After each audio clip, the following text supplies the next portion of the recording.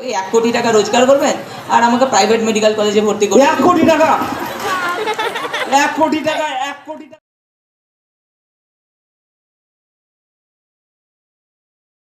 বা 2025 আমাদের স্টুডিওতে অনেক দর্শক দেখতে পাচ্ছি। সবাইকে জানাই এবিপি দুঃখ চ্যানেলের পক্ষ থেকে শুভ নববর্ষের প্রীতি, শুভেচ্ছা এবং অভিনন্দন। আজ আমাদের স্টুডিওতে পেয়েছি বীরভূম জেলা 2025 সালের মাধ্যমিক টপার স্বপ্নিল দত্ত। তার কাছে জেনে নিব তার মাধ্যমিক পরীক্ষার প্রস্তুতি এবং ভবিষ্যৎ পরিকল্পনা। স্বপ্নিল, তোমাকে এবিপি দুঃখ চ্যানেলে স্বাগত জানাই। বসো, বসে আলোচনা করি। তুমি তো অনেক দূর থেকে এসছো, সেই বীরভূম থেকে। বলো কি খাবে, চা, কফি, কোল্ড ড্রিঙ্কস? বলো। না না, কিছু না। ঠিক আছে, তোমার বাড়ি বীরভূমের ঠিক কোন জায়গায়? স্যার রামপুরহাট থেকে খানিকটা যেতে হয়, মুরারই নামক একটা স্টেশনে। মোরারই। আমরা আমাদের রিপোর্টিং এর কাজে বীরভূমের অনেক জায়গায় গেছি, যেমন তোমার বোলপুর, সাঁইথিয়া, সিউড়ি, রামপুরহাট, এমনকি নলহাটিও গেছি। নলহাটির পশ্চিমে যে একটা পাহাড় আছে না, ওখানে আমার এক আত্মীয় আছে, সেখানেও গেছি। আর তোমাদের মুরারই বা আর একটা কি যেন বর্ডার স্টেশন কি ঝাড়খণ্ডের? রাজগ্রাম, ওখানে আপনি ঘুরতে আসতে পারেন, অনেক পিকনিক স্পট রয়েছে। তুমি ইনভাইট করছো, অবশ্যই আমি মুরারই এবং রাজগ্রাম ঘুরতে যাব, কখনো আমি যাইনি। তো এবার আসল কথা আসা যাক। তুমি প্রথমে জানতে চাইবো তুমি কোন স্কুল থেকে মাধ্যমিক পরীক্ষা দিয়েছিলে এবং মাধ্যমিকে তোমার প্রাপ্ত নম্বর কত ছিল? স্যার আমি মুরারই অক্ষয় কুমার ইনস্টিটিউশন থেকে মাধ্যমিক পরীক্ষা দিয়েছিলাম। আমার আচ্ছা। প্রাপ্ত নম্বর 685 এবং বর্তমানে ওখানেই একাদশ শ্রেণীতে পড়াশোনা করছি। 685 মানে হচ্ছে বোধহয় 98%। এত নম্বর পেয়েছো, তোমাকে অসংখ্য অভিনন্দন জানাই এত নম্বর পাওয়ার জন্য। তো আমি জানতে চাইবো, বা আমাদের যে দর্শক আছে এখানে আমাদের স্টুডিওতে, বা অনেকে লাইভ টেলিকাস্ট দেখছে আমাদের মোবাইলে বা টিভিতে, এবিপি দুঃখ চ্যানেল আছে আমাদের, সেখানে দেখছে, তারা জানতে চাইবে তোমার কাছে যে তোমার এই সাফল্যের পিছনে কাদের অবদান সবচেয়ে বেশি এবং তুমি কাকে ধন্যবাদ জানাবে, একটু আমাদের দর্শককে জানাবে। স্যার এই আমার সাফল্যের পিছনে অনেকেরই অবদান রয়েছে, বাবা মা, আচ্ছা। শিক্ষক শিক্ষিকা। তবে সব থেকে বেশি অবদান আমার নিজের রয়েছে। নিজের? হ্যাঁ, আচ্ছা। কারণ নিজেকে আমাকে মোবাইল না দেখে পড়াশোনা করতে হয়েছে, 3 ঘন্টা পরীক্ষা দিতে হয়েছে হাত আচ্ছা। ব্যথা করে, যা জেনজিদের জন্য একটা খুব কঠিন ব্যাপার। আচ্ছা, ভালো লাগলো শুনে। তুমি তো তোমার স্কুলের নাম বলে মুরারই অক্ষয় কুমার ইনস্টিটিউশন, ওখানে কি সায়েন্স নিয়ে পড়ছো নিশ্চয়? হ্যাঁ স্যার। সায়েন্স নিয়ে পড়ছো। মাধ্যমিক সবাই জানে, মাধ্যমিক তারপরে কি হয় উচ্চ মাধ্যমিক, তারপরে কি হয় কেরিয়ার নির্বাচনের পালা। কেউ হয় বিটেক পড়ে, কেউ এমবিবিএস বা ডাক্তারি, কেউ গবেষণার দিকে যায়, বা কেউ শিক্ষকতা পেশার দিকে যায়। তুমি কোন পেশাটি, কোন লাইনটা বেছে নিয়েছো? মানে এক কথায় বলতে গেলে তুমি ভবিষ্যতে কি হতে চাও, ওটা একটু আমি জানতে চাই, দর্শকও জানতে চাই। বলো। স্যার আমি ভবিষ্যতে ডাক্তার হতে চাই এবং অনেক আচ্ছা। টাকা পয়সা কামাতে চাই। টাকা পয়সা কামাতে চাও? ভবিষ্যতে ডাক্তার হতে চাও এবং টাকা পয়সা কামাতে চাও? সর্বনাশ স্বপ্নিল, এরকম কথা আমি বাপের জন্মে শুনিনি যে ভবিষ্যতে তুমি ডাক্তার হতে চাও এবং টাকা পয়সা কামাতে চাও। তো এখন আমরা দেখতে পাই যে বর্তমানে অনেক মেধাবী এবং অমেধাবী ছাত্রছাত্রী বা তাদের বাবা মা অন্য পেশায় ছেলেদেরকে পাঠাতে যায় না, সবাই চায় যে আমার ছেলে ডাক্তার হোক, ডাক্তার হোক। সবাই যদি ডাক্তার হয় তাহলে কি করে হবে, রোগী কোথায় পাবে? তো তুমি কেন ডাক্তার হতে চাও একটু আমরা জানতে চাই।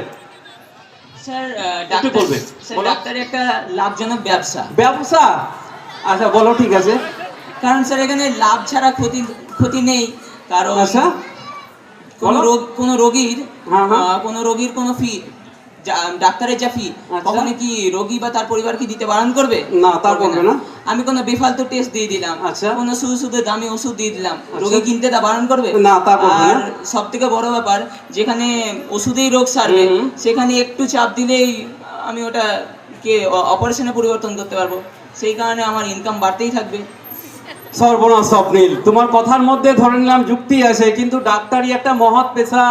সেই পেশায় সবাই আসতে চায় রোগীর সেবা করার জন্য বা দেশের সেবা করার জন্য। আর তুমি কি চাইছো, যে তুমি চাইছো যে রোজগার করতে। কেন? দেখুন স্যার, একটু চারিদিকে যেখানেই যাবেন পয়সার জন্য সবাই চাকরিতে ঢুকছে। আপনি ঠিক আছে। কোনো সরকারি অফিসে গেলেন, পয়সা ছাড়া আপনার কাজ হবে? না, তা হবে না। কোনো থানায় গেলেন, ঘুষ ছাড়া আপনার কাজ হবে? না, তা বোধহয় হবে না। এই যে বর্তমানে অনেক স্কুলের শিক্ষক শিক্ষিকারা তাদের এক্সট্রা টাইমে নিয়ম লঙ্ঘন করে তারা অতিরিক্ত টিউশন পড়াচ্ছে পয়সা চেয়ে। হ্যাঁ, হ্যাঁ। সেটা তো পয়সার জন্য। আবার এই যে দেখুন না, আপনার চোখের সামনে আপনাকে এখন একটা বিশেষ পার্টি বিশেষ প্রায় 10 লাখ বা কিছু টাকা দিয়েছে বলে আপনি তার হয়ে প্রচার করছেন। এখন কিছুদিন পর অন্য একটা পার্টি, সবাই জানে সেই পার্টি, তবে যদি দেয় আপনাকে পয়সা, আপনি তার হয়ে প্রচার করবেন, এতে আর না না নতুন কি এরকম আছে? ঠিক আছে, আপনার কাছে আমার সোজা প্রশ্ন, আচ্ছা বলো। যদি আপনার একটা দুরারোগ্য ব্যাধি হলো আর 50 লাখ দিলে আপনার সেই ব্যাধি সারবে, তা সারবে। আপনার শরীর আগে না আপনার পয়সা আগে? বলুন। অবশ্যই আমাদের শরীর আগে, আমাদের শরীর বাঁচানোর জন্য আমাদের যা করার তা আমরা করতে বাধ্য। ঠিক আছে, তা বুঝলাম। তো আমরা সবাই জানি যে ডাক্তারি পড়ার জন্য একটা সর্বভারতীয় নিট পরীক্ষা পাস করতে হয়, and this exam is one of the hardest exam in India. ভারতের একটা অন্যতম কঠিন পরীক্ষা। তো এই পরীক্ষায় তোমাকে পাস করতে হবে, একটা 720-র মধ্যে হয়তো 600 নম্বর বা তার বেশি পেতে হবে। তো এই পরীক্ষার ব্যাপারে তুমি কি ভেবেছো? এই পরীক্ষার প্রস্তুতি কীরকম নিচ্ছে, এটা একটু আমি বা আমাদের দর্শক জানতে চাই। কিন্তু স্যার এই পরীক্ষা নিয়ে খুব একটা আমি চিন্তিত নই, কারণ আমার বাবা এর সঙ্গে প্রস্তুতি নিচ্ছে আমার সঙ্গে সঙ্গেই। বাবা প্রস্তুতি নিচ্ছে? তোমার প্রস্তুতি না, আমি বুঝলাম, বাবার প্রস্তুতি আমি তো বুঝতে পারলাম না। দর্শকরা বুঝতে পারলেন কি বাবার প্রস্তুতি? পারেনি কেউ? একটু please explain, elaborate it. Sir দেখুন, এটা সবাই জানে যে নিট পরীক্ষায় 720-তে 550 থেকে 600 নম্বর তুলতেই হয়, হ্যাঁ, তা বলে। নাহলে সরকারি মেডিকেল কলেজ হ্যাঁ, হ্যাঁ, পাওয়া যায় না। ঠিক। তো অত খাটাখাটনি পরিশ্রম করা আমার কম সইবে না, সেই জন্য আমি ঠিক করেছি মোটামুটি 5 মার্ক মানে 180 থেকে 200 নাম্বার তুলবো। আর বাকিটা ওই যে বললাম বাবার প্রস্তুতি, একটু বেশি পরিশ্রম করে ওই 1 কোটি টাকা রোজগার করবেন আর আমাকে প্রাইভেট মেডিকেল কলেজে ভর্তি করবেন। 1 কোটি টাকা? 1 কোটি টাকা? 1 কোটি টাকা একের মধ্যে কতগুলো শূন্য আছে আমি জানি না। আমি অঙ্কে খুব দুর্বল ছিলাম, মাধ্যমিকে অঙ্কে ফেল করেছিলাম। তো দর্শকদের মধ্যে কেউ অঙ্কের এক্সপার্ট থাকলে একটু বলবেন যে 1 কোটিতে একের মধ্যে কতগুলো শূন্য আছে, একটু বলবেন। 1 কোটিতে একের মধ্যে কতগুলো শূন্য আছে বলো? 60টা শূন্য। বাবা, অত টাকা, একের পরে 60টা শূন্য, এত টাকা দিয়ে তোমার বাবা প্রাইভেট মেডিকেল কলেজে তুমি বলছো ভর্তি করবে। একটু এক্সপ্লেন করো, আমাদের দর্শকরা একটু জানতে চাইছে যে 1 কোটি টাকা দিয়ে রাজি হয়ে গেলেন বাবা সহজেই? না না, বাবা তো প্রথমে রাজি হচ্ছিলেন না, কিন্তু পরে বাবাকে বোঝালাম যে আমি ডাক্তার হলে যত না আমার সম্মান বাড়বে তার থেকে বেশি তোমার বাড়বে। হ্যাঁ, তা বটে। পাড়ার দোকানে চা খেতে বেরোলে বলবে হ্যাঁ, দেখো সুরজিতের ছেলে ডাক্তার হয়েছে। ডাক্তার হয়েছে। তো তখন বুকটা ফুলবে কার? আমার বাবার। বাবারই। সেই লোভে পড়েই বাবা রাজি হয়ে গেলেন। বাহ, খুব ভালো লাগলো, তোমার কথার মধ্যে যুক্তি আছে, খুব ভালো লাগলো যে বাবা 1 কোটি টাকা দিয়ে তোমাকে প্রাইভেট মেডিকেল কলেজে ভর্তি করাতে রাজি হয়ে গেছেন, খুব ভালো লাগলো। আচ্ছা, এবার তুমি বলো যে আমরা দেখি যে মেডিকেল স্টুডেন্টরা পাস করার পর গ্রামে যেতে চায় না, সবাই শহরে চাকরি করতে যায়। তো তোমার কাছে আমার সোজা প্রশ্ন, তুমি যে পাস করার পরে মানে ডাক্তার হওয়ার পরে MBBS বা MD করার পরে গ্রামে না শহরে চাকরি করতে চাও? স্যার আমি গ্রামে চাকরি করতে চাই। গ্রামে? বাহ, সাবাস, এই তো চাই, এই তো চাই, সাবাস, ধন্যবাদ। তোমার চিন্তা ভাবনা খুবই ভালো।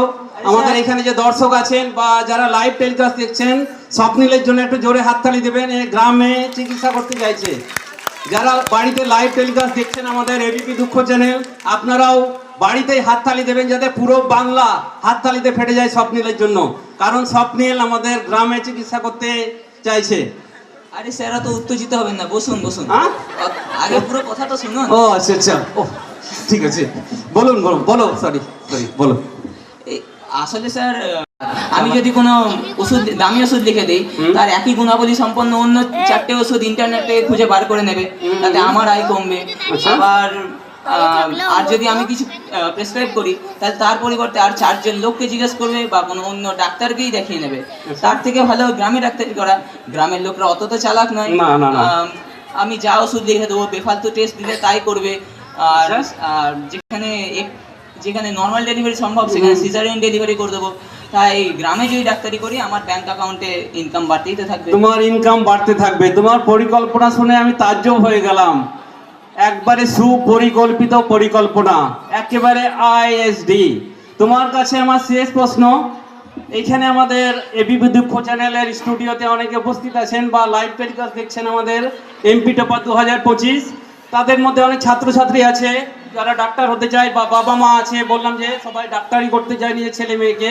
তো তুমি তাদের উদ্দেশ্যে কি বলবে যারা ভবিষ্যতে ডাক্তার হতে চায়? তাদের উদ্দেশ্যে কিছু বার্তা দাও যাতে তারা সহজেই ডাক্তার হতে চায়, একটু বলবে ভালো করে।